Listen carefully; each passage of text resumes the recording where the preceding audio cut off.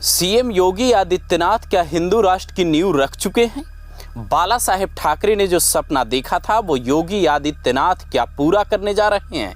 स्वामी विवेकानंद ने जिस भगवा से पूरी दुनिया को परिचित करवाया था उसे योगी आदित्यनाथ क्या नई पहचान देने जा रहे हैं? क्या अगले कुछ सालों में हिंदुस्तान एक हिंदू राष्ट्र बन जाएगा? क्या मुसलमानों के लिए फिर से अलग देश बनने जा रहा है? आखिर योगी के बताए जिस रास्ते पर बीजेपी चल रही है उसका भविष्य क्या होने वाला है?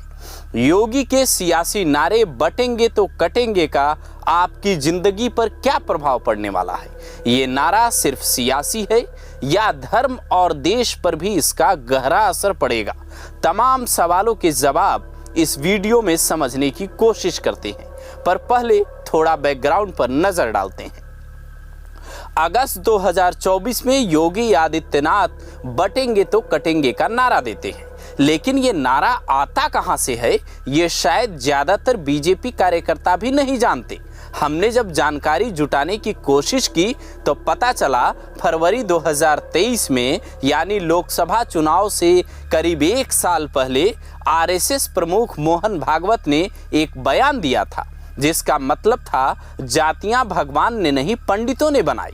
समाज के बंटवारे का फायदा आक्रमणकारियों ने उठाया, लेकिन अब ऐसा नहीं होने देना है। भागवत के इस बयान का बीजेपी को चुनाव में फायदा नहीं मिला, लेकिन योगी के दिमाग में ये बात लंबे वक्त से चल रही थी और जैसे ही बीजेपी को लोकसभा चुनाव में झटका लगा, योगी ने साफ कर दिया हार्ड हिंदुत्व की राह छोड़ना ठीक नहीं होगा। नतीजा वो नया नारा ढूंढ कर लाते हैं जो बाबा के बुलडोजर की तरह हर किसी की जुबान पर चढ़ जाता है। पर बीजेपी में चूंकि सॉफ्ट हिंदुत्व वाले भी नेता हैं, इसलिए ऐसी खबरें भी सामने आई कि योगी ने जैसे ही ये बयान दिया बीजेपी में दो फाड़ हो गया। सॉफ्ट हिंदुत्व को पसंद करने वाले नेता अंदर खाने इस बयान पर आपत्ति जताने लगे, लेकिन जैसे ही हरियाणा चुनाव में बीजेपी को इसका फायदा मिला, किसान आंदोलन से लेकर पहलवान आंदोलन तक की नाराजगी हवा में उड़ गई और नायब सिंह सैनी दोबारा सीएम बन जाते हैं। योगी का नारा और हिट हो जाता है। चुनावी नतीजों के कुछ दिन बाद ही पहली बार मथुरा में आरएसएस की 2 दिवसीय बैठक होती है। आरएसएस प्रमुख मोहन भागवत से योगी आदित्यनाथ मुलाकात करते हैं। ये बात साफ हो जाती है कि योगी का ये नारा आरएसएस को पसंद आया है। जब आरएसएस के जनरल सेक्रेटरी दत्तात्रेय होसबोले से इस पर सवाल पूछे जाते हैं तो वो कहते हैं हिंदू समाज में एकता नहीं रही तो आजकल की भाषा में बटेंगे तो कटेंगे हो सकता है। योगी के नारे का पीएम मोदी भी अपने अंदाज में समर्थन करते हैं, कहते हैं एक है तो सेफ है, जबकि मध्य प्रदेश के मुख्यमंत्री शिवराज सिंह चौहान कहते हैं जुड़ेंगे तो बचे रहेंगे। अब सवाल है बचना किससे है? हिंदुओं को बांट कौन रहा है? मनुस्मृति का विरोध करने वाले हिंदुओं की जाति का सबसे ज्यादा सियासी फायदा उठाते रहे हैं, चाहे वो बिहार में लालू यादव हो या उत्तर प्रदेश में अखिलेश यादव। सबने अपनी अपनी जातियों को अपने अपने पक्ष में किया, मुस्लिमों के साथ सियासी समीकरण बनाया, यहाँ तक कि मायावती ने तो दलितों का पूरा वर्ग ही एक दौर में अपने साथ कर लिया था। बिहार में दलित और महादलित 2 उपजातियां बना दी गई। ये जो जातियों में बांटने का दौर मंडल कमीशन के पहले से चला आ रहा है, योगी उस दौर को हटाना चाहते हैं। जैसे किसी मुस्लिम या ईसाई से पूछिए तो वो कहता है सीधा अपनी कौम का नाम बताता है। शायद वही अब हिंदू भी कहेंगे और अपनी जातियां नहीं बताएंगे। जैसे किसी से पूछा कि आप कौन हो तो वो ये ना कहे कि ब्राह्मण हूं, यादव हूं, क्षत्रिय हूं, बल्कि वो ये कहे कि मैं हिंदू हूं। तभी ये बयान सही मायने में हिट माना जाएगा। लेकिन फिलहाल आपकी जिंदगी पर इसका क्या असर पड़ेगा और इसका हिंदू राष्ट्र से कितना सरोकार है वो समझ लीजिए। योगी का नारा हिंदू राष्ट्र की नींव। मोदी ने मुगल और अंग्रेजों के जमाने के नाम बदले जिससे अपनी संस्कृति के प्रति जागरूकता बढ़ी। पहली बार किसी प्रधानमंत्री ने गेरुआ वस्त्र धारण कर काशी से लेकर अयोध्या तक मंदिरों में पूजा की।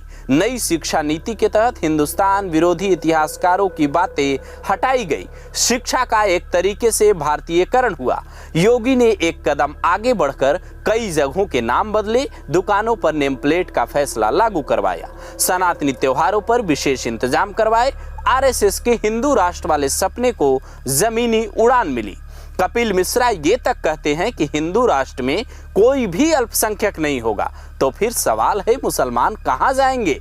हिंदुस्तान में सैकड़ों की संख्या में हिंदुस्तान में लाखों की संख्या में बनी मस्जिदें, दरगाह और मज़ारों का क्या होगा? क्या वक्फ बोर्ड को खत्म करने की प्लानिंग भी हिंदू राष्ट्र के तहत ही की जा रही है? इन सवालों का जवाब भी हमें कपिल मिश्रा के दूसरे बयान से मिलता है, जब वो कहते हैं हिंदुस्तान में दूसरी बहुसंख्यक आबादी मुसलमानों की होगी, कोई भी अल्पसंख्यक नहीं होगा। फिर तकलीफ किस बात से है? झारखंड से लेकर महाराष्ट्र तक में रोहिंग्याओं और बांग्लादेशियों की आबादी बढ़ना, वोट बैंक की खातिर उन्हें बसाना और मूल निवासियों को भगाना क्या गलत नहीं है? जो लोग ऐसा कर रहे हैं उन्हें योगी का ये नारा चुभने लगा है और शायद उन्हें ये समझ आ गया है कि आरएसएस जो काम 100 सालों से कर रहा है, जिले जिले में शाखाएं लगाकर हिंदुत्व के प्रति लोगों को जैसे जागरूक कर रहा है, उसकी नींव योगी और मोदी ने मिलकर रख दी है। जब आरएसएस अपनी शताब्दी वर्ष मना रहा होगा तो हो सकता है साल 2025 में, यानी अगले साल, हिंदू राष्ट्र पर कोई बड़ा ऐलान हो जाए। तो हो सकता है हिंदू राष्ट्र पर कोई बड़ा ऐलान हो जाए जिसमें हर धर्म के लोगों के लिए अलग अलग कायदे कानून होंगे। जो मुल्क कभी इस्लामी आक्रांताओं का गुलाम रहा, जहां कभी ईसाइयों ने राज किया, सिंधु नदी के किनारे बसा वो हिंदुस्तान क्या हिंदू राष्ट्र नहीं होना चाहिए? आपकी इस पर क्या राय है? कमेंट कर अपनी राय जरूर दीजिए।